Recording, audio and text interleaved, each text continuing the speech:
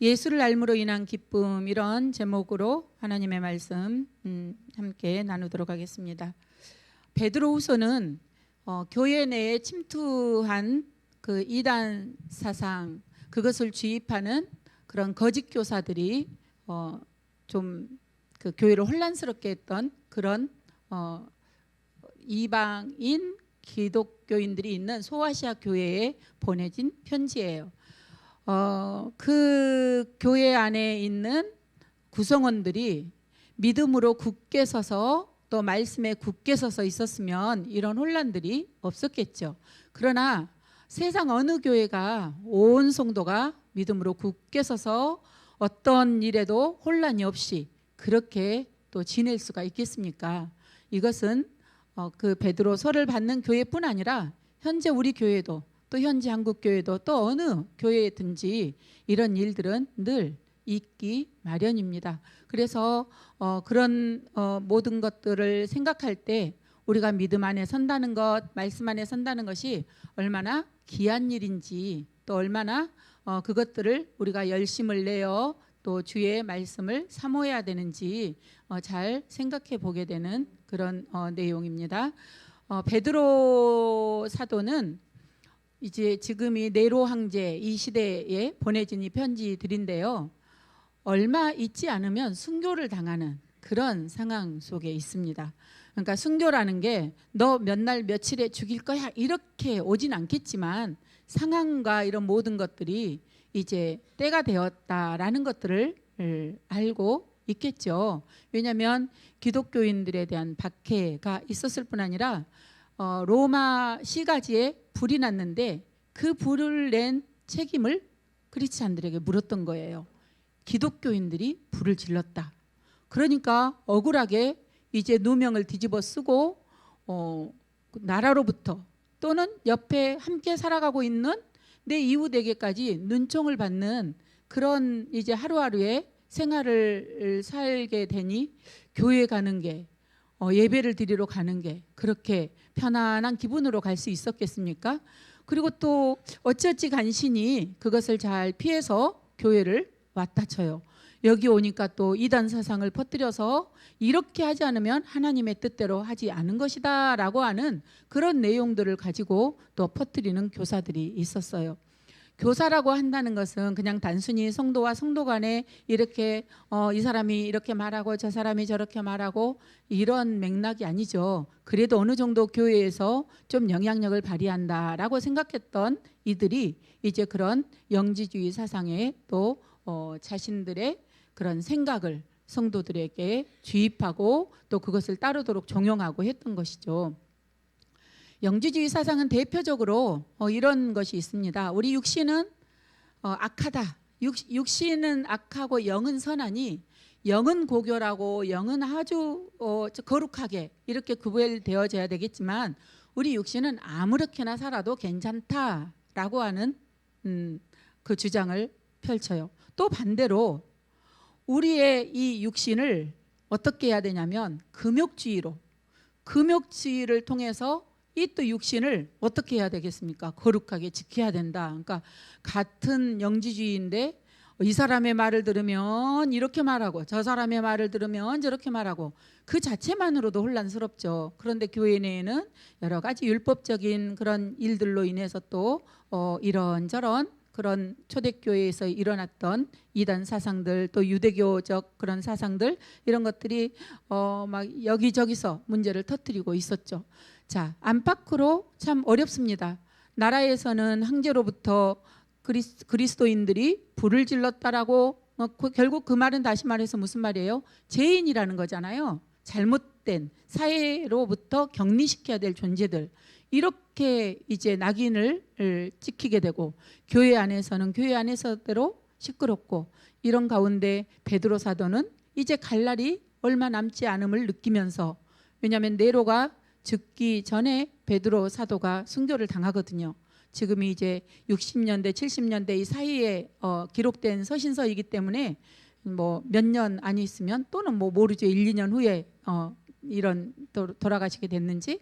자, 그런 가운데 베드로 사도는 도대체 무슨 말을 이 성도들에게 할 수 있었을까요?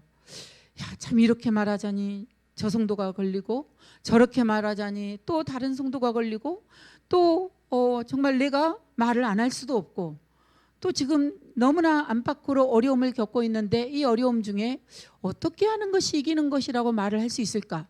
베드로 사도의 고민도 컸으리라 생각이 되어집니다. 자, 그런데 베드로 사도는 이렇게 어려움과 혼란을 겪고 있는 성도들을 향해서 아주 분명하고도 확신이 있는 그런 내용의 편지를 보냅니다. 그래서 우리가 베드로전서 1장 1절 말씀을 한번 같이 읽어보겠습니다.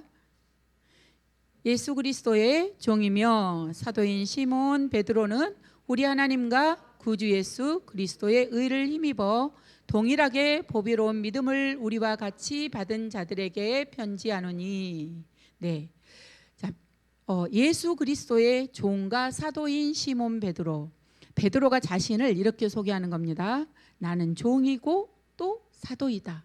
여러분, 사도라는 이 직함이 얼마나 대단한 것인지 구약으로 생각하면 선지자이다라고 하면은 선지자 좀 그죠? 일반적인 사람이 아니잖아요.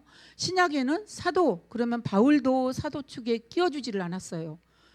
이 그 한 번 세운 벽이 얼마나 단단한지 바울은 예수님 당시 같이 안 다녔으니 사도가 될 수 없다 또 이랬던 그 교회 내 또 사람들로 인해서 바울이 엄청 고통을 당하는 또 그런 일들이 있죠. 그러나 바울은 그 고통에 매몰되진 않았어요. 왜냐하면 하나님으로부터 받은 사명이 이방인을 위해서 세워진 부름받은 사도였으니까요. 자, 베드로 사도가 자신을 소개하는데 예수 그리스도의 종이다 이렇게 소개를 해요. 이것은 평범한 상황 속에서는 괜찮은 말이죠. 우리가 이렇게 수요일 날 만나고 금요철에 만나고 또 주일 날 이렇게 만나서 당신은 예수 그리스도의 종입니다. 나는 정말 예수님의 종으로 살 거야. 이렇게 말하면 누가 뭐 유별나다, 뭐 이상하다 이렇게 말하겠어요? 맞아 그렇게 살아야지. 그런데 지금이 그런 때가 아니라는 거죠. 예수 그리스도의 종이라고 말하는 것 자체가 주는 이 불안감 또 이악감이 대단한 거예요. 너무 어려운 상황에 있는 거예요. 그리고 그 말을 누군가가 들을 때 그래 베드로 사도가 말하니까 내가 길을 쫑긋 세우고 듣고 이 어려움을 잘 이겨내야지 이렇게 들을 수도 있었겠지만 그 말 자체도 무서울 수도 있지 않겠어요? 뭐야 우리도 저렇게 살아야 되는 거야? 그럼 죽을 수도 있는 거 아니야? 그러지 않았겠습니까? 자, 베드로 사도는 나의 기쁨이 예수를 아는 데 있다라고 이제 베드로 후서 1장을 통해서 쭉 말씀을 하는데 그 첫 번째가 나는 기꺼이 내가 스스로 그리스도의 종으로 사는 것 이것이 나의 기쁨이다라고 첫 소개를 그렇게 시작합니다. 어쩌면 그 당시 살고 있었던 그 성도들에게 있어서 저는 이것은 큰 힘이 되었으리라 생각이 되어져요. 왜냐하면 엄청 어렵잖아요. 힘들잖아요. 그리고 정말 그 사도의 입에서 나오는 말 한마디 한마디가 하나님께서 무엇이라고 말씀하시는가 얼마나 그것이 중요하게 들려지고 또 그것을 곱씹고 생각하게 되고 또 이길 수 있는 힘으로 그렇게 삼았겠어요. 그래서 사도 바울이 나는 그리스도의 종이 되기로 자처한다 라고 하는 그 말은 정말 어떤 성도에게는 용기를 북돋는 그런 말씀이 그런 소개가 되었을 테고 또 누군가 이제 믿음이 약한 성도들은 도저히 더 이상 못 다니겠다. 이제 나는 나중에 다시 올지라도 교회를 떠나야지. 이렇게 또 믿음에서 떠날 수도 있었잖아요. 자, 그런 모두에게 베드로는 이야기합니다.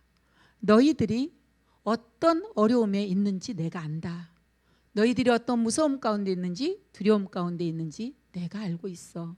우리가 얼마나 사회로부터 국가로부터 고통을 당하고 있는지 우리는 서로가 서로에게 있어서 증인이고 이로자가 돼야 될 사람이야.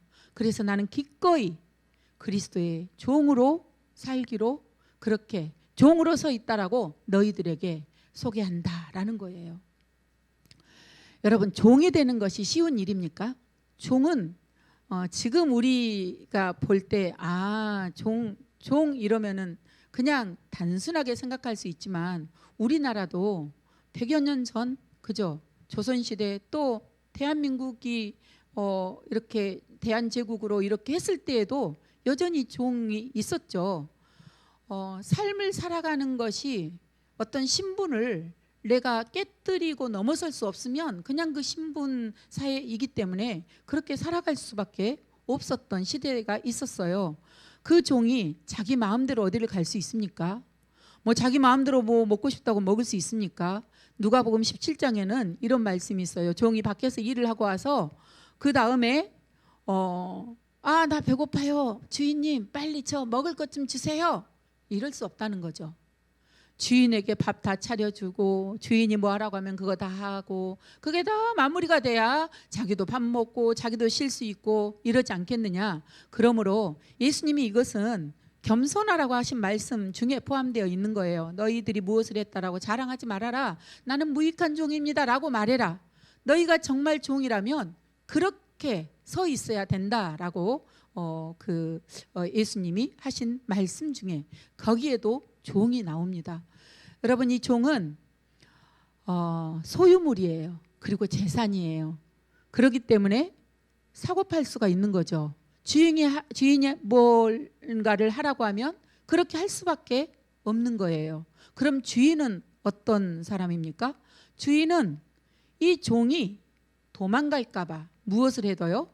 표식을 남겨놓는 거죠. 그것이 낙인이 되는지 뭐가 될지는 알 수 없지만 나름대로의 그런 표식을 해서 이 종이 나에게 속하였다라는 것, 또는 뭐 문서를 둔다든지 귀걸이를 한다든지 나름대로의 종의 종이 내 소유임을 그렇게 이제 나타내므로 도망가는 것으로부터, 또 그리고 다른 사람들이 함께 협력해서 지켜주는 것으로부터 그렇게 주인으로서의 권한을 또 행사하기도 했죠. 종이라고 하는 헬라어는 둘로스라고 아는데 그 단어는 너무나 우리가 많이 들어왔던 단어예요. 그리고 종종 이제 우리가 그 신앙적인 그런 그 칼럼이나 이런 내용들을 보다 보면 뭐 자주 그냥 등장하는 그런 단어이기도 하죠.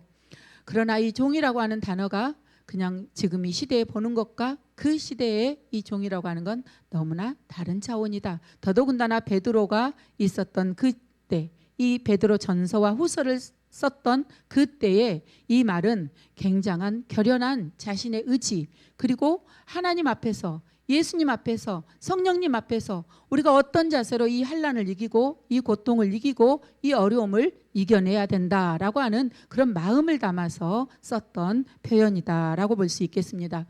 자, 종에게 자유는 꿈이죠. 그리고 자유가 주어졌다라는 것 자체가 감격이기도 하고요. 그리고 그것을 이루기 위해서 부단히 뭐 자기에게 뭔가 이렇게 돈이 생기면 그 돈을 모으고 하여간 어떤 방식으로든 이 종에서부터 노여나는 길이 있기만 하다면 그 길을 선택할 거예요. 그러나 베드로뿐 아니라 저와 여러분도, 또 그 초대교회 당시에 살았던 그 성도들도 기꺼이 우리가 주님을 알게 된다면, 또 주님을 알고 있는 저와 여러분은 우리도 주님의 종으로 살겠습니다 라는 베드로와 같은 고백을 할 수 있어야 될 것입니다.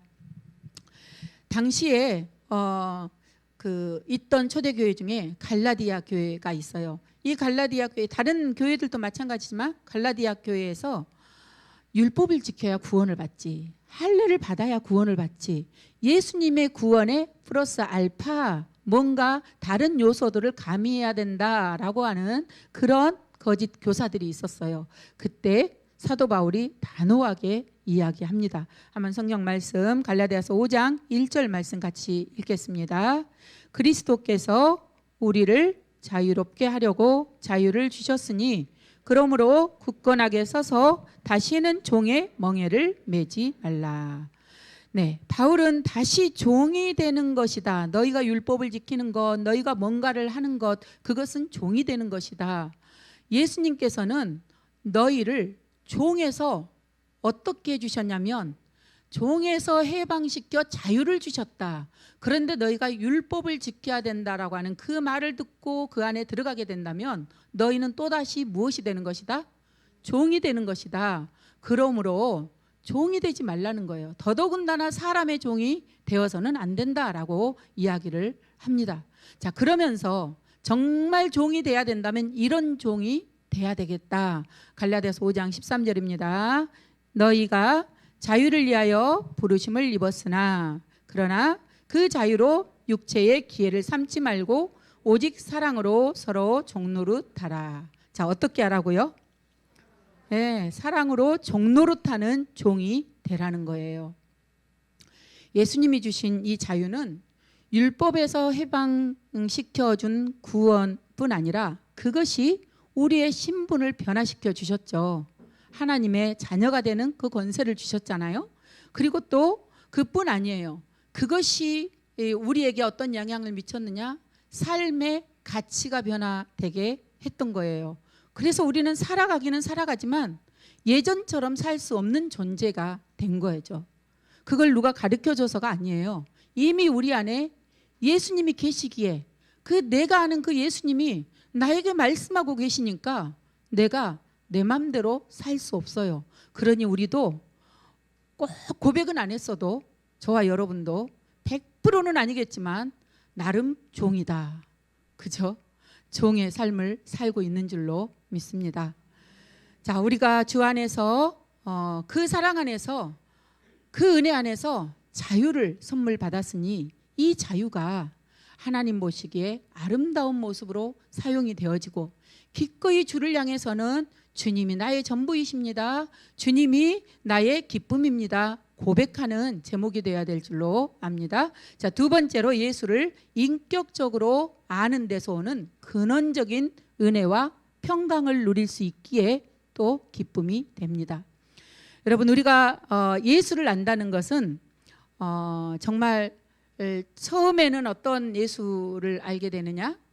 내가 원하면 들어주는, 기도 들어주는, 내가 뭔가를 구하면 그것을 이루어주는 그분이 바로 하나님 아니야. 그래서 그것을 안 이루어주면 뭐라고 해요? 하나님이 계시다면 왜 이래요? 그리고 왜 나한테만 이렇게 힘든 일이 생겨요? 여러분, 더 못 사는 나라에 가면 아마 여러분 여기서 나 너무 힘들어요 하시는 그분이 제일 행복할지도 모르겠어요. 우리의 행복 불행은 되게 상대적이죠.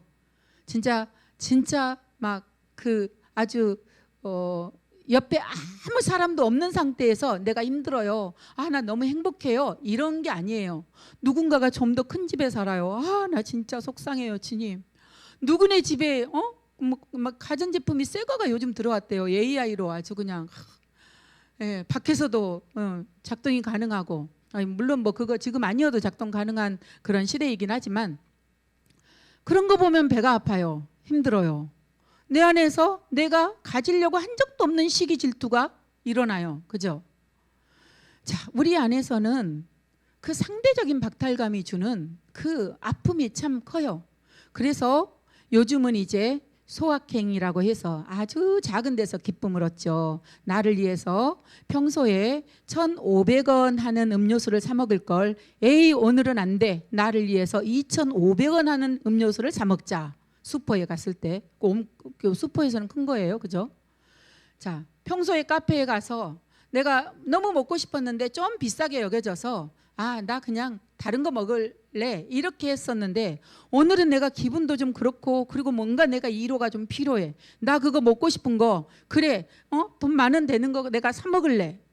여러분, 다른 때는 10만 원 20만 원이 별로 이렇게 크지 않아요. 그리고 그 10만 원 20만 원 할 수 있는 것들이 참 많이 있어요. 그런데 그 카페에 가면 만 원이 엄청 큰 돈이죠. 그죠? 슈퍼에 가면 3천 원이 엄청 큰 돈입니다. 우리는 어느 그릇에 담기느냐에 따라서 그 크기가 굉장히 결정이 돼요. 평소에 아무렇지 않은 때 결정되어지는 것이 아니라 분위기와 상황이 그렇게 결정을 하게 되는 거죠. 우리가 예수를 안다라고 하는 것은 이런 조그만 작은 소확행을 통해서 행복해하고 기뻐하고 이렇게 알아가는 것과는 전혀 차원이 달라요. 여러분, 안다라고 하는 헬라어는 그노시스라고 하는 단어인데요.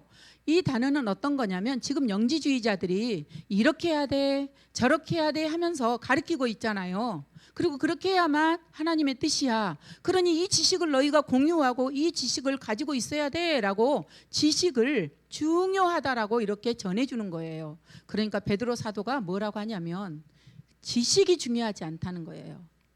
지식이 중요하지 않다는 거예요. 그럼 뭐가 중요합니까? 경험이 중요하다. 예수를 아는 거는 여기 성경에 보니까 성경이 이렇게 말했네. 뭐 성경이 또 무엇을 하라고 하네. 그렇구나. 주님, 내가 그런 사람이 되게 해주세요. 예수 안 거? 맞아요? 헷갈리죠? 아닙니다. 성경이 말하는 알면 그게 아니에요. 그 말씀이 내 마음에 부딪혀 와서 그 말씀으로 살아내려고 몸부림을 치는 상태, 그것이 바로 예수를 안다라고 말할 수 있다는 것을 베드로가 지금 이야기하고 있는 것이에요. 그래서 예수를 알려고 경험을 하다 보면 어떤 일이 생깁니까? 주님, 나 이거는 너무 아니에요. 나 못하겠어요. 야, 그래도 한번 해봐라. 아니에요. 정말 이거는 저 믿음 좋은 저 집사님한테, 저 권사님한테, 저 장로님한테 하라고 하면 안 되겠어요. 저는 아닌 것 같아요. 주님, 오늘은 제가 뭔가 용기를 내서 새로운 일을 한번 시도를 해볼게요. 그래, 너무 참 잘했다. 주님, 해보니까요 어림없어요. 저 포기해요. 야, 포기하지 말고 한번 해봐. 인내해봐. 극복해봐. 야, 성령 하나님이 뭐라고 해요? 내가 용기 줄게. 내가 도와줄게. 이러면서 주거니 받거니 하면서 좋은 것만 주고 받겠어요? 그런 사람은 경험을 할 수가 없죠. 여러분, 실패는 이것이 안 되는구나를 기회를, 또 하나의 다른 기회를 찾을 수 있는 그 재료, 소스가 되는 것이 실패라고 합니다. 그것을 몰라서 아이들을 키울 때 왜 이렇게 하냐, 왜 저렇게 하냐 했던 것이 얼마나 후회가 되는지 모르겠어요. 그냥 그게 안 된다는 거 알았으면 돌아올 걸. 예수님 안에서도 마찬가지예요. 우리는 실패합니다. 넘어져요. 여러분 고집 있어요, 없어요? 있어요. 그죠? 시기 질투 있어요, 없어요? 있어요. 이승윤이라고 하는 그 싱어게인, 하여간 그 가요 프로그램이 있었는데, 그 친구는 자기를 소개할 때 나는 배 아픈 가수다 이렇게 소개를 했어요. 야, 대단하지 않습니까? 그랬더니 이제 물어보죠. 그게 무슨 뜻입니까? 남이 잘 되면 나는 배가 아픈 가수입니다. 얼마나 당당하고 씩씩합니까? 그 친구가 진짜 배가 아픈 사람, 물론 배가 아플 수는 있죠. 그러나 진짜 배가 아파서 나 다른 사람 잘 되는 거 못 보겠어 하는 마음이 머리끝까지 찼다면 절대 그 말은 사용할 수 없었을 거예요. 그 말은 우리 모두에게 있는 그런 일반적인 내용, 그것을 자기를 있는 그대로 개방적으로 오픈을 했죠. 그런데 그것이 굉장히 그 친구를 바라볼 때 따뜻한 시선으로 바라보게 하고, 야, 참 솔직하다, 정감이 가게 하고, 그런 또 기회가 되기도 했습니다. 우리가 예수님을 알아간다라고 하는 것은 쉬운 일은 아니지만 그 알아감에서 오는 기쁨이 매우 커요. 그래서 오늘 성경은 이야기하는 거죠. 그렇게 예수님을 경험적으로 알아가는 사람에게는 무엇이 있다? 은혜가 더 많아진다. 그렇게 예수님을 알아가는 사람에게는 또 무엇이 있다? 평강이 더 많아진다. 서신서에 쭉 보면은요, 은혜와 평강을 항상 이렇게 안부로 묻거든요. 은혜가 있기를, 평강이 있기를 또 축복해요. 히브리서는 제일 마지막에 있지만 대부분의 서신서는 앞에서 그렇게 축복을 합니다. 너희에게 은혜 있기를, 너희에게 평강이 있기를. 제가 확인하기로는 4권의 책에는 그게 나오지 않아요. 요한일서에도 사랑장인데도 나오지 않고, 사랑에 대해서 이야기하는 건데도 나오지 않고, 히브리에서도 나오지 않고, 야고보서에도 나오지 않고, 또 한 권 어디에선가 하여간 나오지 않는, 로마서인가 이렇게 나오지 않는 그런 장이 있는데, 그렇게 나오지 않은 책들이 있다고 해도 그 책에서 진짜 은혜와 평강을 축복하고 싶지 않아서 없겠습니까? 이미 그 내용 자체가 구구절절이 내가 너희를 축복한다. 너희에게 은혜 있기를 원한다. 너희가 평강 가운데 거하기를 원한다. 그런 말씀들로 가득가득 차 있다라는 것을 우리는 알고 있어요.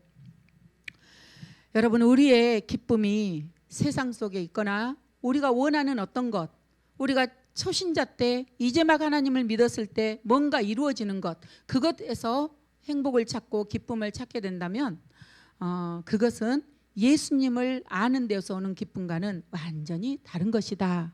우리의 심령 깊숙한 곳에는 예수를 알 때, 하나님을 알 때만 채워지는 근원적인 공허한 자리가 있습니다. 그 자리의 공허는 돈으로도 채울 수 없고요, 친구로도 채울 수 없어요. 잠깐은 괜찮을 수 있죠. 잠깐은 같이 놀고 같이 시간 보내니까 괜찮죠. 그리고 집에 들어가면 나는 누구입니까? 거기에서 우리의 근원이 어디에 있는가를 보게 되는 거죠. 그 친구와 만나지 않고 있는 그 순간 나는 지금 어떤 마음으로 있습니까? 거기에 우리의 근원적 그런 공허의 자리, 예수님과 함께 있어야 될 자리가 뭔가 비어 있구나라는 것을 알아차려야 될 시점이 됩니다. 우리가 예수로 채워지지 않는 그 공허의 자리는 그 누구도 채울 수가 없어요.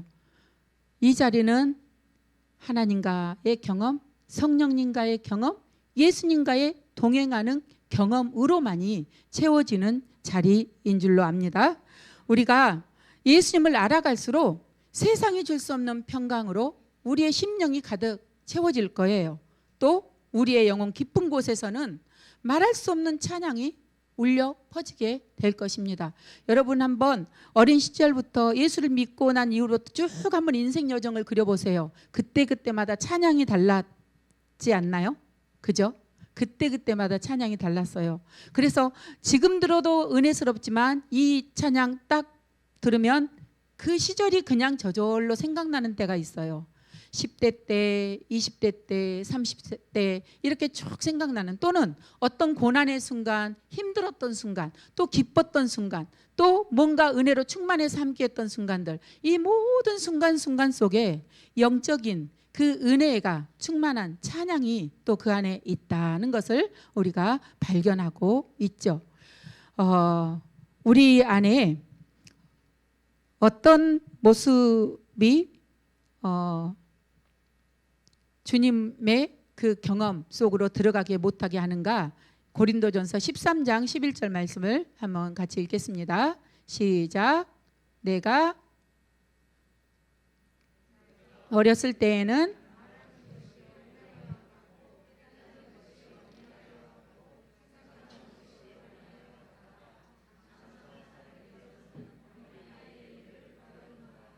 아멘.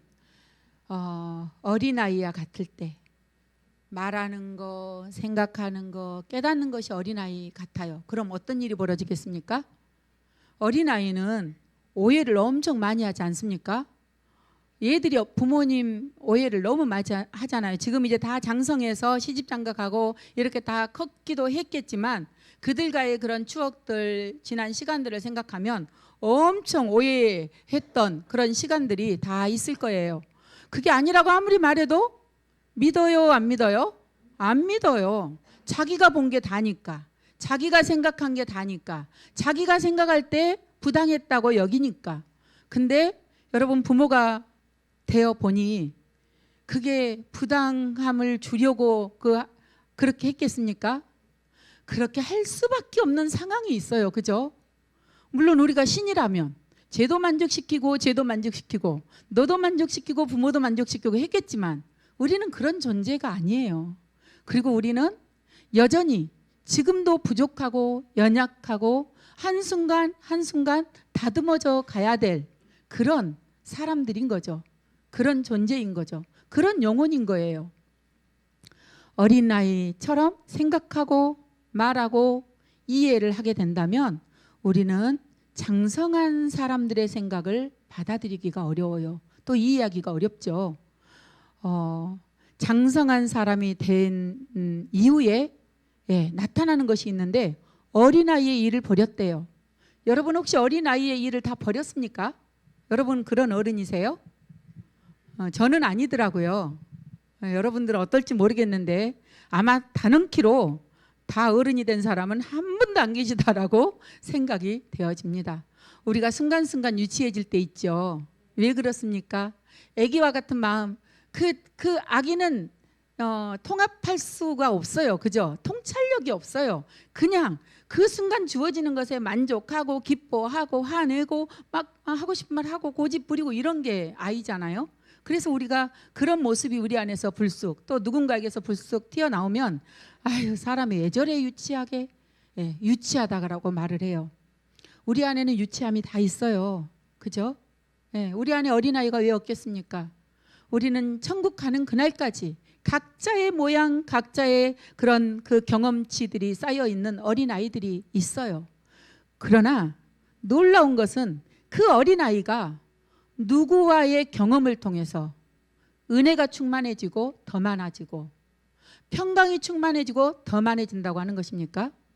예수님과 나누는 경험, 예수님을 아는, 진짜 아는, 그 경험적으로 아는, 교제하면서 아는, 친밀함으로 아는 그 경험이 우리를 어린아이에서 조금씩 새롭게 자라나게 그렇게 하는 것이죠. 자, 세 번째로 우리의 기쁨은 예수님을 아는 그 기쁨이 단순히 아는 데서 이제 끝나지는 것이 아니라 경험을 통해서도 이렇게 평강과 은혜가 충만한 그 기쁨이 있었잖아요. 그런데 더 큰 기쁨이 있어요. 신의 성품에 참여할 수 있는 것이 정말 큰 기쁨입니다. 신의 성품 어떤 것들인지 5절로 7절 말씀 같이 읽겠습니다. 그러므로 너희가 더욱 힘써 너희 믿음의 덕의 지식을, 지식의 절제를, 절제에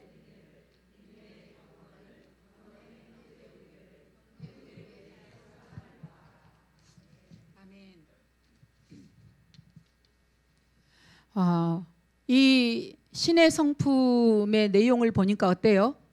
좀 잘 할 수 있을 것 같아요? 좀 그래도 절반 이상 하겠는데 이렇습니까? 들으면 들을수록 부담스럽고 처음에 믿음 오케이, 믿음 접수, 그죠? 믿음, 우리 믿음 있잖아요. 물론 이제 그 믿음이 어떤 믿음이냐에 따라서 다르지만 예수 믿는 믿음은 있잖아요. 근데 갑자기 믿음에서 껑충 뛰어넘어요. 덕으로 가라고. 우리가 자주 하는 소리가 뭐예요? 이렇게 덕스럽지가 못해. 이렇게 하잖아요.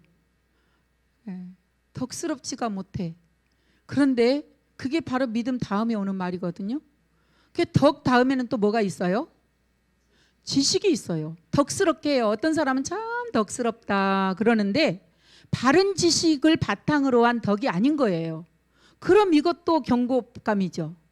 하나님의 말씀 안에 비추어 그것이 통용되어지는 덕이어야 하죠.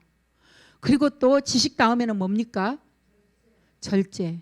지식이 있으면은요 하고 싶은 말이 많아요. 그죠? 하고 싶은 말이 많아서 계속 하다 보면 사람이 자리를 비켜가요. 떠나가요. 그죠?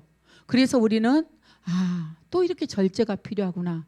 이 절제는 그 다음에 또 필요한 것이 있습니다. 인내가 필요하다라고 말해요. 이야, 절제 잠깐 한번 하기도 힘든데 그걸 또 인내까지 하라고? 이렇게 계속 가보니까 마지막이 무엇이냐? 사랑이에요. 우리의 믿음은 처음 시작이고요. 우리가 완성해야 될 덕목은 사랑입니다. 그것 안에 쭉 들어있는 이 모든 내용들이 무슨 누구의 성품이냐? 하나님의 성품인데 이 성품을 너희가 참여해서 무슨 말이에요? 배워서.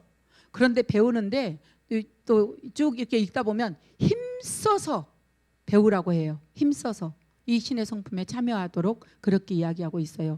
자, 이 신의 성품에 참여하게 되어질 때 우리에게 이루어지는 것, 참여하지 않았을 때 우리에게 또 되어지는 것이 있거든요. 8절과 9절 읽겠습니다. 없어요?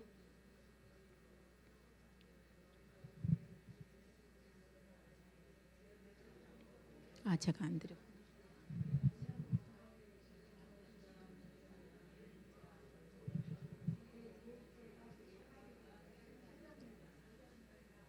아멘. 네. 이런 신의 성품이 너희에게 있으면 흡족하다는 거죠. 흡족하다. 그 흡족이 어디에서부터 오는 거냐면 너희가 예수님을 아는데 게으르지 않았다라는 것을 증거하는 것이기 때문에 흡족하다는 거예요. 그리고 또 열매 없는 자가 아니기 때문에 흡족하다는 거예요. 다시 이걸 반대로 말하면 너희가 예수를 알기 위해서 열심히 애썼구나. 힘써서 지금까지 여기까지 왔구나. 그리고 너희 안에는 열매가 있구나. 내가 보니 너희에게는 열매가 있네. 그 열매는 누구를 기쁘시게 하는 것입니까? 하나님을 기쁘시게 하는 것이죠. 그런데요, 그 열매는 사실은 하나님을 기쁘시게 하기 이전에 진짜 누가 기뻐해야 될 열매이냐면 우리 자신이에요. 여러분, 뭔가 하기가 매우 어려운 일을 끝까지 최선을 다해서 인내하고 참고 견디면서 해놓고 나면 누가 뿌듯해요? 그렇죠. 부모는 물론 뿌듯해 하시기는 해요. 그런데 부모한테는 늘 잘해야 되니까 부담스러워요. 뿌듯해 하는 것도 부담스러워요, 어떤 때는. 그런데 자기가 자기 자신에게 뿌듯해 하면요, 그것은요 엄청난 저력이 됩니다. 그렇지 않습니까? 우리 안에 이것들이 갖추어질까요? 과연? 여러분, 그 뿌듯한 것도 좋고 다 좋은데 갖출 수 있는 덕목들이에요. 조금 좀 대답하기는 좀 안 하기도 좀 이런 것들이죠. 자, 우리는 우리 자신이 우리를 볼 때 야, 이거 좀 하나님 너무 수준이 좀 높아요. 조금 낮은 것부터 다른 덕목을 좀 이렇게 넣어서 저한테 좀 주시면 제가 좀 도전해 볼게요. 이렇게 바라볼 수도 있겠어요. 그런데요, 하나님께서 우리에게 무엇이라고 말씀하십니까? 너희가 신의 성품에 뭐하라? 참여하라는 거예요. 참여하라는 것은 여러분, 누군가를 초대해서 잔치에 불러요. 그 잔치에 참여하라고 부르는 거 아니에요? 그 잔치에 참여하는 게 뭐 어렵습니까? 그냥 차 타고 가면 돼요. 그죠? 네. 걸어서 가면 돼요. 우리 식사 자리에 초대했어요. 어렵지 않아요. 하나님이 너는 도저히 이 자리에 올 수 없어. 그리고 와서도 안 돼. 이런 사람에게 초대장 보내시겠어요? 보내시겠습니까? 하나님은 저에게, 여러분 모두에게 신의 성품에 참여하는 자리에 초대장을 보내셨어요. 이 말은 다시 말해서 우리가 그 일을 능히 하고도 남는다라는 증거가 되는 거죠. 하나님이 인자가 아니시니 시건치 않으신다. 시건, 말을 꺼내놓고 취소, 먹어버리는 거예요. 말을 먹어버리는 거예요. 없는 걸로. 시건치 아니시고 인생이 아니시니 후회가 없으시도다 라고 말씀을 하셔요. 하나님의 그 계획, 하나님의 뜻, 하나님이 우리를 향한 그런 믿음은 가짜가 아닙니다. 나는 나를 못 믿어요. 그죠? 왜냐하면 인생을 쭉 돌아보니까 변화된 게 별로 없어. 뭐 옆에 집사님이, 옆에 권사님이, 옆에 장로님은 막 변화가 막, 옆에 안수 집사님 변화가 이만큼 되는데 진짜 남들이 모르는 나를 보니까 나는 이렇게 변화가 안 일어나는지 몰라. 진짜 내가 너무 부끄럽다. 내가 나를 못 믿어서 남들이 모르는 나를 바라보면서 정말 맘상해할 때 나를 믿어주시는 유일한 분이 계셔요. 누구요? 하나님이 계십니다. 하나님은 내가 얼마나 능력이 많은지를 보시는 분이 아니세요. 하나님은 오늘 내 손을 붙잡아 성령을 따라서 행하면 내가 너에게 이 모든 것들이 이루어지도록 도와줄 거야. 누구를 붙여주셨냐면 응원군으로, 지원군으로 성령님을 붙여주신 거예요. 우리 스스로는 할 수 없죠. 가능하겠습니까? 아무리 믿어주신다고 해도. 물론 이제 하나님의 믿음이 더 크시면 그렇게 되겠지만 우리 스스로는 할 수 없어요. 하나님은 성령 하나님을 통해서 당신이 직접 우리를 도와주시는 것입니다. 우리가 신의 성품에 참여하기까지 성삼위 하나님께서 정말 대단한 일들을 하셨어요. 예수님께서는 무엇을 버리셨을까요? 하늘 영광을 버리셨고요. 그리고 인간으로 오시면서 그 모든 낮아짐의 영광의 자리에서 낮아질 때 그냥 단순히 그 자리만 버리신 것이 되겠습니까? 주변의 시선, 살아가는 방식, 모든 것들이 완전히 달라졌죠. 버림은 곧 취함이에요. 버렸다는 건 다른 것을 가졌다는 거예요. 예수님은 영광 대신 비천함을 가지셨고요. 예수님은 모멸감, 멸시, 천대, 비난 이런 것들을 가지셨어요. 누구를 위해서? 네, 그래요. 나에게 있는 그것을 거두어 주시기 위해서 예수님이 가져가신 거죠. 단순히 하늘 영광을 버린 것으로 그것이 다가 아니에요. 그 예수님이 나의 구원을 이루셨고요. 내가 구원받아서 살아가는데 내가 힘이 없고 진리에서 자꾸 떠나고 누가 뭐라고 하면 혹하고 혼란스러움에 빠져버리고 이러니까 성령님이 든든하게 우리를 지켜주시면서 진리가 생각나게 하세요. 그래서 우리 말씀을 읽어야 됩니다. 그래서 우리가 그 말씀을 막 붙들려고 애써 노력해야 돼요. 왜요? 그럴 때 성령님이 그 말씀이 떠올라지게 해서 그 말씀이 의미하는 바가 무엇인지 어린아이같이 하는 그 생각을 어른처럼 하는 생각, 성령님의 생각으로 바꿔주셔서 우리로 하여금 진리 안에 살아가도록 해주시기 때문이에요. 자, 성부 하나님은 가만히 계십니까? 이 모든 일들을 계획하세요. 진두지휘하세요. 마지막 완성하실 거예요. 그리고 완성한 그날에 우리는 어떤 사람으로 딱 서게 될 것인가? 신의 성품에 참여한 자, 열매가 있는 자, 게으르지 않고 열심으로 힘써서 살아온 자, 그런 자로 인정을 받게 될 것입니다. 예수를 안다는 것은 바로 이런 기쁨이 있어요. 그냥 그 자체만으로도 내가 얼마든지 낮아짐을 선택할 수 있는 기쁨을 주시고요. 그 자체만으로도 또 함께 교제하면서 내 안에 은혜와 평강이 충만하게 하시기도 하고요. 신의 성품에 참여하는 그것을 통해서 내가 너에게 너의 인생 가운데 맺고 받기를 원했던 그 열매 내가 얻었다, 받았다, 너가 나에게 가져왔다 이렇게 인정하게 되는 놀라운 역사가 있게 될 것입니다. 여러분 서로에게 한번 축복해 주시겠습니까? 옆에 분들의 이름 있잖아요. 또는 직분이 있잖아요. 당신에게 주의 은혜와 평강이 충만하기를 축복합니다.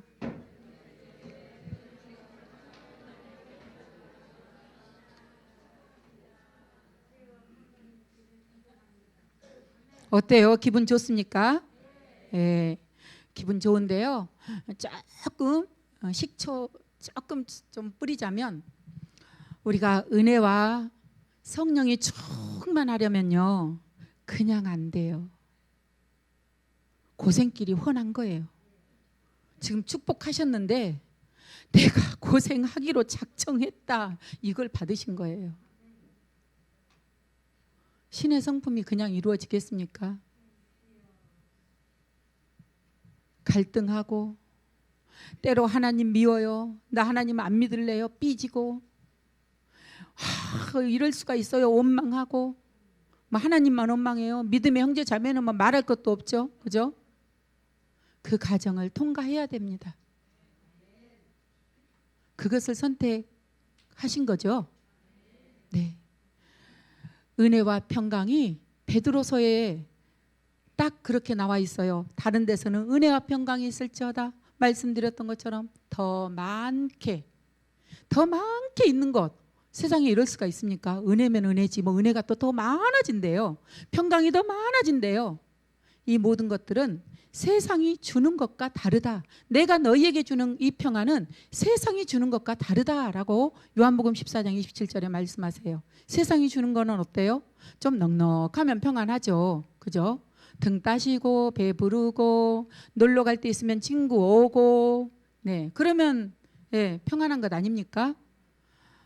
예수님께서 주신 평안은 그 모든 것이 없을지라도 예수님과 나만의 공간, 그 근원적인 공허의 공간이 꽉 채워짐에서 오는 평안인 줄로 믿습니다.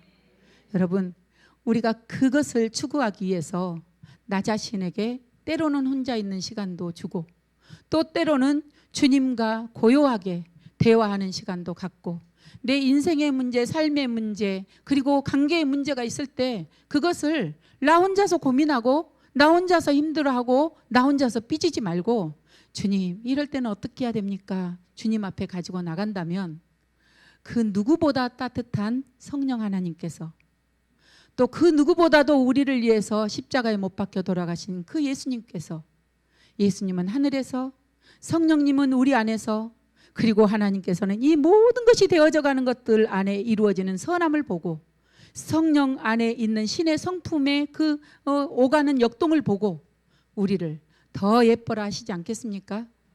더 사랑으로 충만하게 채워지지 않겠습니까?